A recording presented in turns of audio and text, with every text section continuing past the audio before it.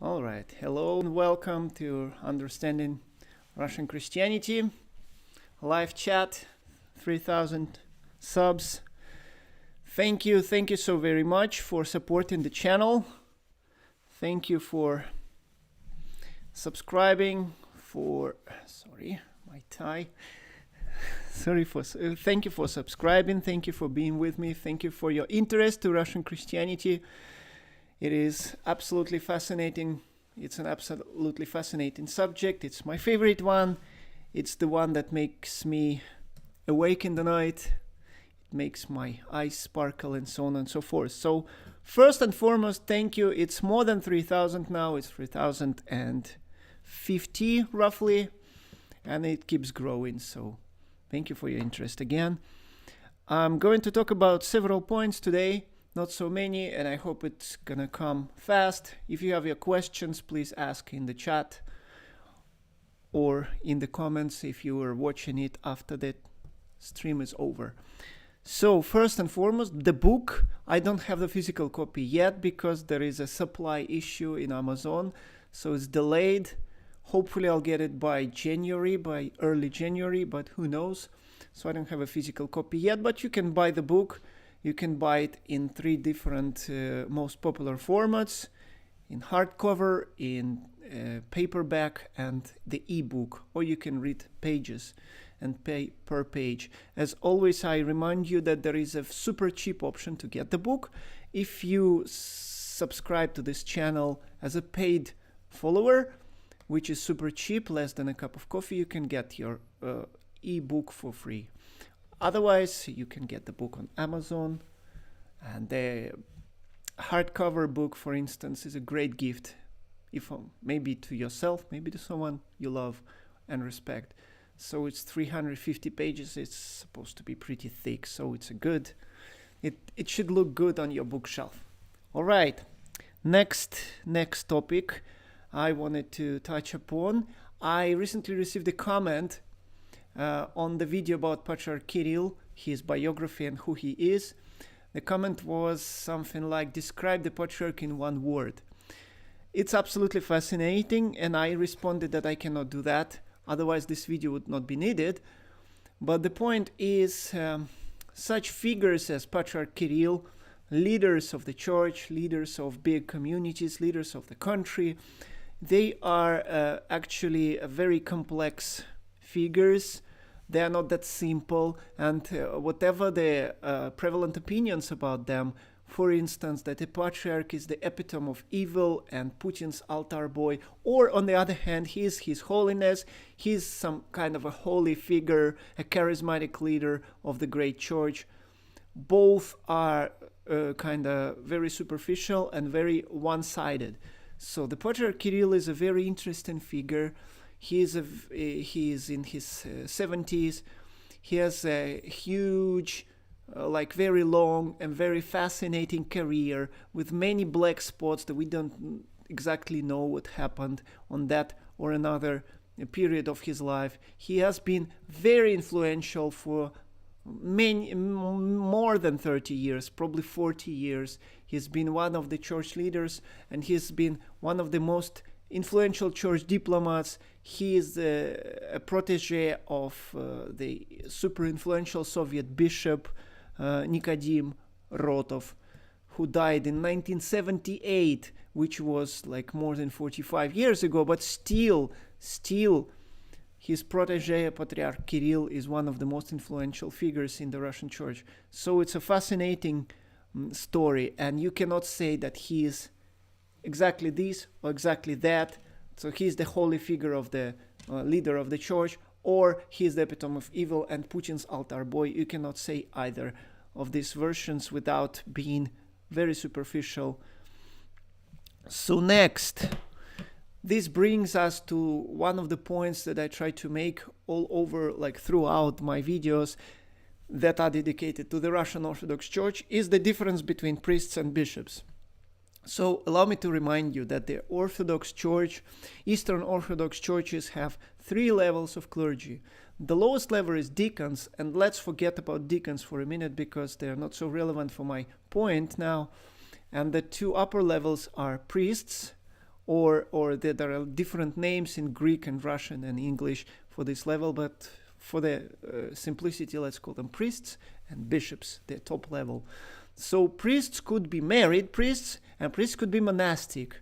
And bishops can only be monastic according to the Russian Orthodox ecclesiology or to Eastern Orthodox ecclesiology. Although in the Bible you can find that a bishop should be one woman's husband, but nevertheless, in the Eastern Orthodox churches, all bishops are monastics.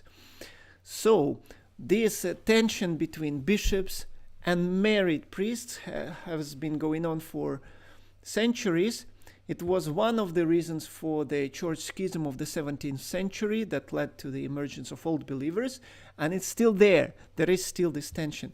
And there are so many pieces of evidence for that particular tension, for that huge gap, let's say inequality within the church, because they are sometimes in different universes. Let us just remember that the priests are the ones who work with the faithful. Day in, day out, they contact with the faithful. They serve in the local parishes. They give holy sacraments to the faithful. They listen to them. They listen to their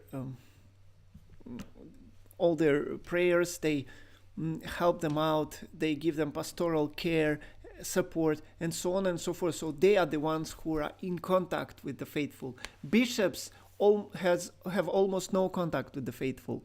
They are the leadership of the church.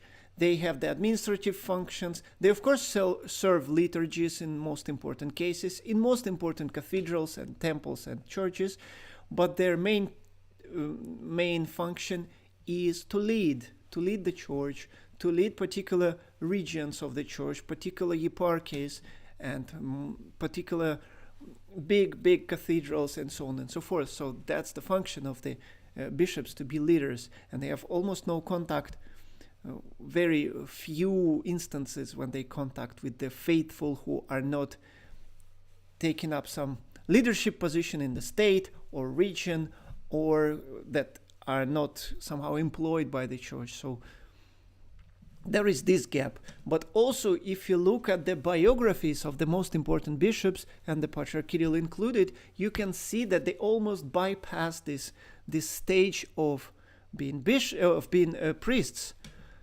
Although it's a mandatory stage, you cannot just become a bishop without being a priest before, but they bypass this stage sometimes in days, sometimes in months. So they have different strategies how to become a bishop. You can become a bishop, grow to a bishop within a monastic system, in monasteries. You can serve in a monastery as, for instance, the hegumen, which is the head of the monastery, or you can be, you can serve as someone else, not necessarily head of the monastery, like, for instance, archimandrite, which is the top level of the monastic priesthood, and so on and so forth. Another strategy is to become a priest in the educational system of the church, within the academy, spiritual academy or spiritual seminary. This is another strategy. And almost no influential bishop nowadays have been a parish priest for a considerably long time. The last influential bishop I know who served as a parish priest for some considerable time was the previous Patriarch Alexei II. He served as a parish priest, but he was prepared to serve as a parish priest. He was even married at some point. Then the church allowed him to divorce and to change his strategy, to change his path from a parish priest into the path towards the becoming a bishop, and eventually he became a patriarch. So there are different strategies, different ways, different paths. So basically, those, you can say that those are different castes of the Orthodox clergy. Of course, there are exceptions. Of course, there are all sorts of cases you can think of. Sometimes, for instance, a married priest can lose his wife. If she dies, he becomes a widower. Then he becomes a monastic priest, and then he can make it up to the bishop, and that happened historically, even amongst the influential bishops. But commonly, this is not the case. Commonly, bishops have a different, separate strategy separate career from married priests. And this is a very important thing to understand if you want to know more about the Russian Orthodox Church, because the gap is huge and the conflict, the tension is also big. So they live different lives, they make different careers, and they serve different ministries. So that's important. Next, the question that I receive almost every time, almost under every video and quite regularly, is why I, a non-Christian, do these videos, why am I engaged in this topic on Russian Christianity. So, of course, I already made this silly metaphor that, you know, there are male gynecologists who are quite good at their craft. So this is rather silly, but it makes the point that you don't have to be one of them to study them. And actually, I should make a note that I don't make theological claims or truth claims that this faith is correct, this faith is incorrect, this particular theology or theological point is better than this one. I don't make this claim because I don't know, because I'm not in a position to know. And even if I was a believer, I would still not make these claims because I am first and foremost a researcher. I research these things. I think they're absolutely fascinating. I study people. I am a researcher of contemporary events. So I'm an ethnographer, a social cultural anthropologist, a scholar of religion, not so much a historian, although I talk about history a lot because it is that important. I also talk about theology, although I'm not a professional theologian. So, but these all things, every piece of research, every research project nowadays is interdisciplinary. So you involve a lot of different disciplines. I even involve like addiction science in my PhD dissertation because I was working with addicted people and how they get converted into a particular faith. So you see, you need to know a lot of things, although I'm not an expert in these separate fields, but I'm an expert in one particular, but still I employ a lot of research of my colleagues from different disciplines to make a coherent piece of research, to make a research project. So this is the case with Christianity. I study Russian Christianity. This is what I study as a researcher. Whether I am a part of it or not, I still can be a researcher. I can still produce decent research. Like, imagine you are watching the video or reading a book about the Roman Empire. Do you expect the author to be Roman? Probably not, unless it's the book from that time. But if it's the contemporary book, no, you don't expect the person to be Roman. You don't even expect the person to be Italian or whatever you consider like the legacy of Rome. So you don't expect the people to share their faith, the Roman faith, the Roman pantheon of gods. You don't expect them to share the values, and so on and so on and so forth. So this is the case with me. The difference is that I study something that is still going on and very active. Okay, no problems with that. And many of my colleagues are actually Christian believers, and I think our perspectives complement each other. Ideally, every research project would involve both sides because it's easier for an outsider to see something that an insider does not see, but it's easier for an insider to understand something that an outsider does not understand that easy. So we would complement each other, and it happens many times. I used to have a research project where I employed a research assistant who was a believer, and she was also a woman, which helped me a lot because we talked to people from a very conservative Christian community about family values, about gender, about sexuality, which would be inappropriate if I talked to women or she talked to men about these things alone. So we complemented each other's perspectives quite well, and also she is a part of that community, so it was even better for both of us. Very beneficial. I'm very privileged to have her as a colleague. But this is not always the case, and sometimes you have to study what's accessible to you And you always make a note if you write a paper, a dissertation, an article, a book, you always write some subsection about your limitations, because you always have limitations. I may be a believer, a part of the community that I study, but as a man, I do not have much access to women, or vice versa if I were a woman. So there are always limitations. As a part of the community, I have my limitations because I take things for granted that I would otherwise, as an outsider, pay bigger attention to. So you see, as a researcher, it's perfectly fine to study something, some community, some group of people you don't belong to.